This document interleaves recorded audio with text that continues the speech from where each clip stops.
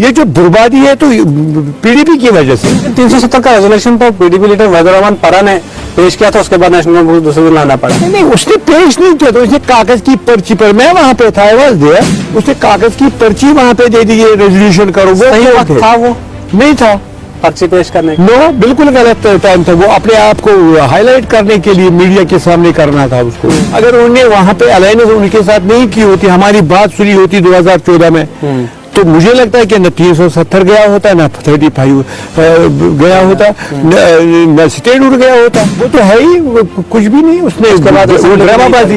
तो फिर क्यों, जब रेजोल्यूशन पास होगा, फिर पीडीपी के ये इंजीनियर रशीद का भाई सारे क्यों आ गए उमर साहब को मुबारकबाद देने के लिए कि आपने बहुत अच्छा किया, आपने मास्टर स्ट्रोक लगाया, आपने रेजोल्यूशन लाया। तो चाहते ही वही थे, तभी उन्होंने मुबारकबाद दी। तो फिर उसके बाद क्या कहा उन्होंने जब वहां से निकले? वो क्या चाहते थे? उन्होंने तो गंद यहाँ पे किया, उन्होंने तो सारा सिस्टम यहाँ पे पीडीपी और बीजेपी नहीं किया। मैं ईमानदारी से कहूंगा कि अगर हम ईमानदारी से देखेंगे तो यहाँ पे सबसे ज्यादा बर्बादी हालात हैं, वो हालात जो बनाए ये तो पीडीपी ने बनाए। यहाँ मुझे सब IAS ऑफिसर जो है अभी ब्यूरोक्रेटिक सेटअप से बाहर निकले हैं।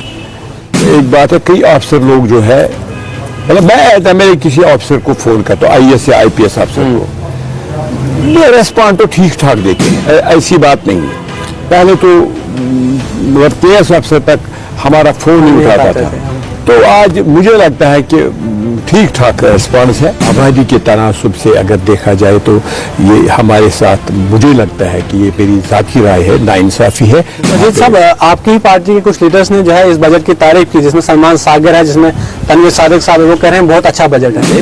मतलब कुछ है, मैं मानता हूँ कि ये मैंने बोला पहले जाती राय है कि जो सही बजट नहीं है, एक्सपेक्ट कर रहे वो नहीं। हाँ मजीद साहब, इससे पहले भी आप MLA रह चुके हैं, तब जम्मू कश्मीर एक स्पेशल स्टेट हुआ करती थी, यहाँ पर 370 होता था, 35 हुआ करता था, लेकिन अब आप ऐसी यूटी में जो है MLA, क्या फर्क लग रहा है आपको? हम देखेंगे कि स्टेट में और यूटी में बहुत फर्क है, क्योंकि स्टेट में जो पावर होते हैं तो वो एक चीफ मिनिस्टर के पास ही होते हैं। आपने जो जम्मू कश्मीर की आवाम के साथ इलेक्शन से पहले वादे किए हुए हैं, अगर जम्मू कश्मीर यूनियन टेरिटरी रहती है, क्या आपको लगता है वो तमाम वादे करना आसान होगा? स्टेटहुड को या 370 या 35A, उसके लिए हमने तो रेजोल्यूशन किया।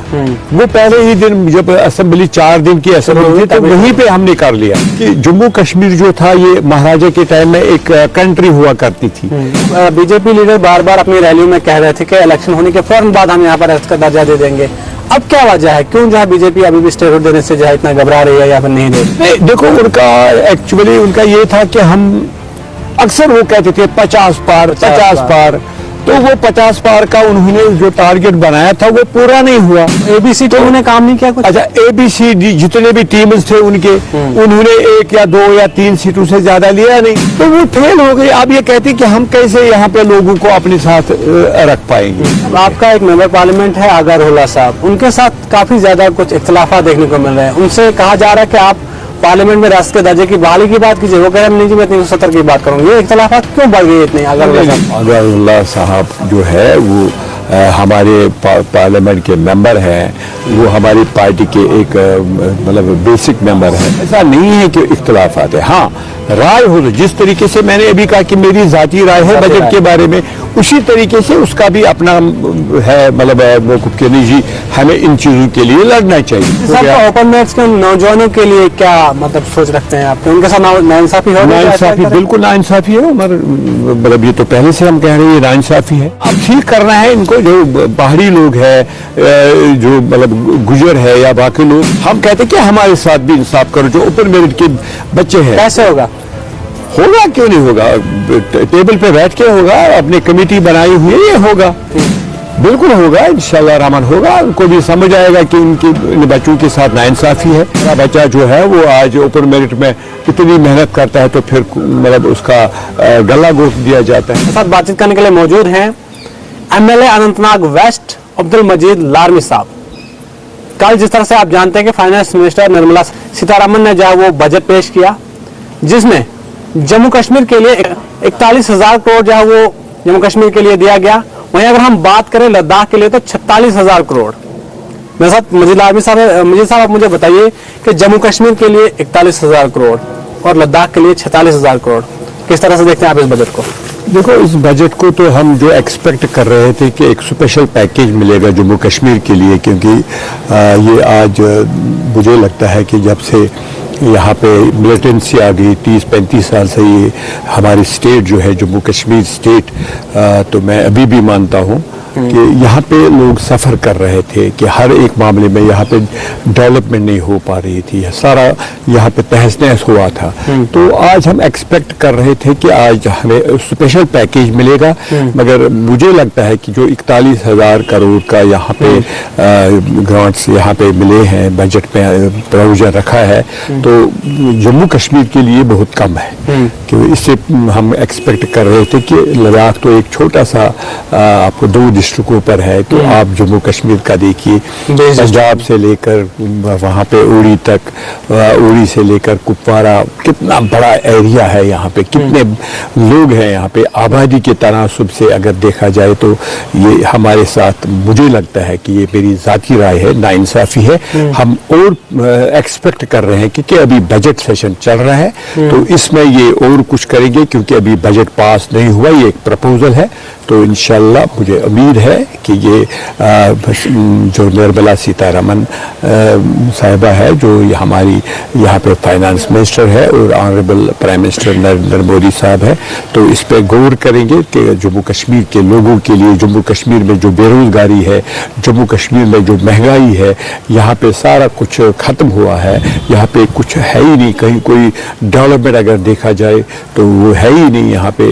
सही मायनों में यहाँ पे अगर 2015 से हम देखेंगे, 14 से देखेंगे, बीजेपी और पीडीपी की सरकार थी, उसके बाद एलजी सरकार आ गई, तो लोगों को बहुत ये यहाँ पे, क्योंकि आज इलेक्टेड गवर्नमेंट है उमर अब्दुल्ला साहब की सरबराही में, तो हम एक्सपेक्ट कर रहे थे कि इस चुनी हुई सरकार के, क्योंकि 90 MLAs है हमारे, मतलब टोटल। लेकिन मजीद साहब, आपकी पार्टी के कुछ लीडर्स ने जो है इस बजट की तारीफ की, जिसमें सलमान सागर है, जिसमें तनवीर सादिक साहब है, वो कह रहे हैं बहुत अच्छा बजट है। मे भी मतलब कुछ है, मैं मानता हूँ कि ये मैंने बोला पहले, ज़ाती राय है कि जो सही बजट नहीं है, एक्सपेक्ट कर रहे हैं वो नहीं। हाँ, कुछ है उसमें प्रोविजन है, कुछ जो मतलब बिल्कुल अच्छे है, यहाँ पे कुछ प्रपोजल जो रखे हैं तो अच्छे हैं, मगर ओवरऑल जो मैंने देखा कि जो कल बजट देखा, तो मैं एक्सपेक्ट ज्यादा कर रहे थे। एक पैकेज, स्पेशल पैकेज हम एक्सपेक्ट कर रहे थे, वो हमें नहीं मिला।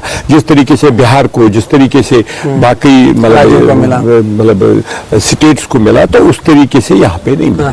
मजीद साहब, इससे पहले भी आप MLA रह चुके हैं, तब जम्मू कश्मीर एक स्पेशल स्टेट हुआ करती थी, यहाँ पर 370 होता था, 35 हुआ करता था, लेकिन अब आप ऐसी यूटी में जो है MLA, क्या फर्क लग रहा है आपको अभी फिलहाल? 3 महीने का वक्त हो चुका है। तो अगर हम देखेंगे कि स्टेट में और यूटी में बहुत फर्क है, क्योंकि स्टेट में जो पावर होते हैं तो वो एक चीफ मिनिस्टर के पास ही होते हैं। आज यहाँ पे डुअल पावर सिस्टम है, तो एलजी साहब IAS या बाकी IPS जो अफसर हैं, उनकी ट्रांसफ़र, उनका उस पर कंट्रोल है।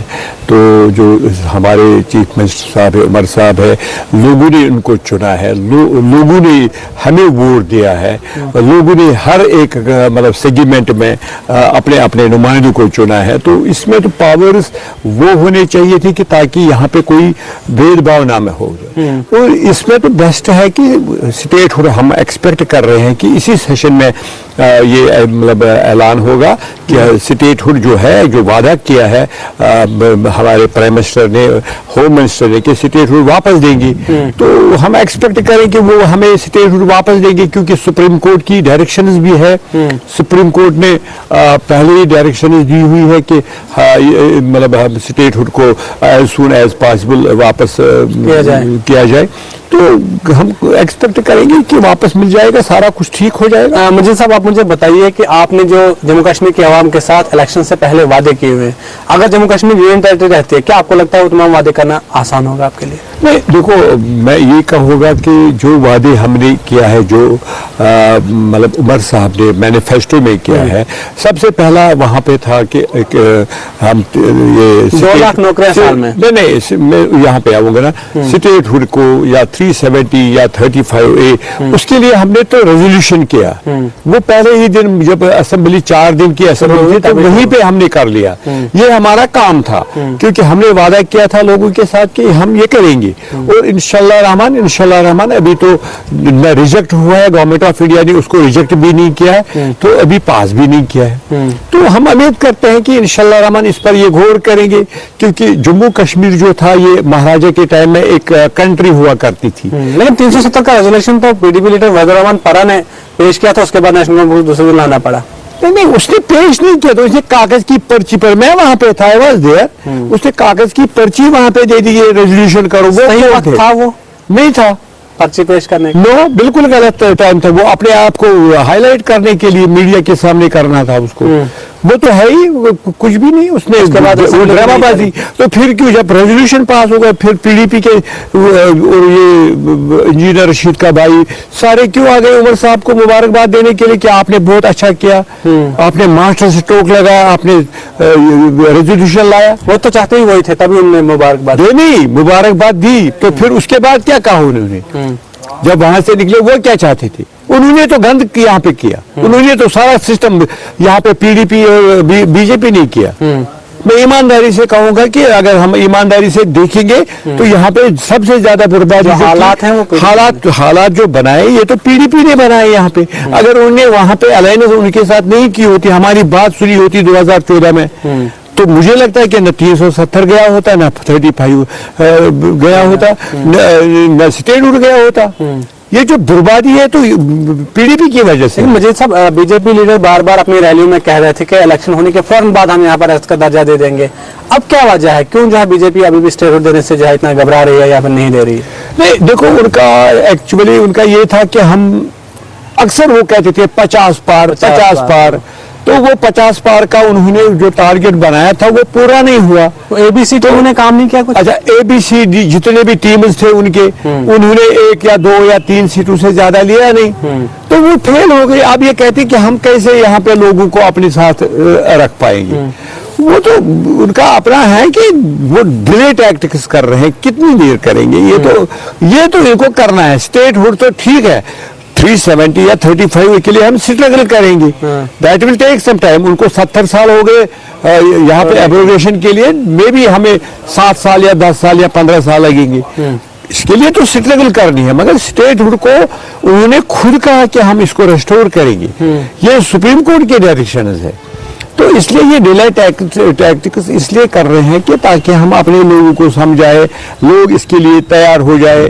कहीं तो कोई, क्योंकि जम्मू मतलब अगर हम देखा जाए सबसे ज्यादा नुकसान जो हुआ ये जम्मू के लोगों को हुआ। बीजेपी को दिया है, वो तो इन लोगों ने फिर भी बीजेपी को दिया।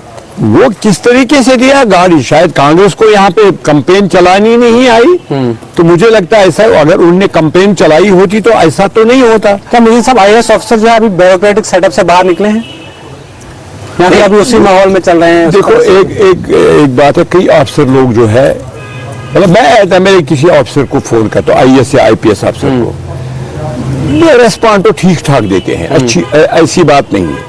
पहले तो मतलब KS अफसर तक हमारा फोन नहीं उठाता था, तो आज मुझे लगता है कि ठीक ठाक रिस्पॉन्स है, अच्छा है। मतलब जहाँ पे भी हमारे काम होते हैं तो काम हमारे हो जाते हैं, ऐसा नहीं है कि साहब आपका एक मेंबर पार्लियामेंट है आगा रोहला साहब, उनके साथ काफी ज्यादा कुछ इख्तलाफात देखने को मिल रहे हैं। उनसे कहा जा रहा है कि आप पार्लियामेंट में राष्ट्र के दर्जे की बहाली की बात कीजिए, वो कह रहे हैं नहीं जी मैं 370 की बात करूंगी। ये इख्तलाफात क्यों बढ़ गए इतने? देखो आगा रोहला साहब जो है वो हमारे पार्लियामेंट के मेंबर हैं, वो हमारी पार्टी के एक मतलब बेसिक मेंबर है। ऐसा नहीं है कि इख्तलाफात है, हाँ राय हो, जिस तरीके से मैंने अभी कहा कि मेरी जाती राय है बजट के बारे में, उसी तरीके से उसका भी अपना है, मतलब मौक़िफ़ कि नहीं जी हमें इन चीज़ों के लिए लड़ना चाहिए।